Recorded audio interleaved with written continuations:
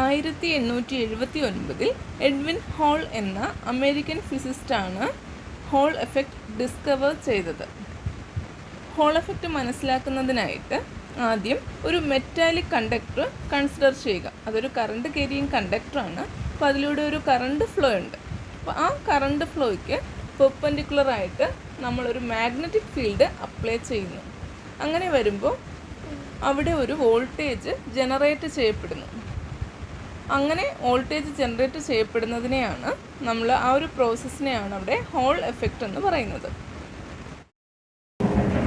Whole field EH എന്നത് BZനും magnetic ഫീൽഡിനും അതുപോലെ JX current ഡെൻസിറ്റിക്കും പ്രപ്പോർഷണലാണ്. അതുകൊണ്ട് തന്നെ EH എന്ന് പറയുന്നത് നമുക്ക് എഴുതാം -1/NE × BZ/JX. ഇവിടെ -1/NE നമുക്ക് RH ഹോൾ കോൺസ്റ്റൻ്റ് അഥവാ ഹോൾ കോഎഫിഷ്യൻ്റ് എന്ന് വിളിക്കാം. ഇതിൻ്റെ സൈൻ ചാർജ് കാരിയേഴ്സിനെ ഡിപ്പെൻഡ് ചെയ്ത് മാറുന്നതാണ്.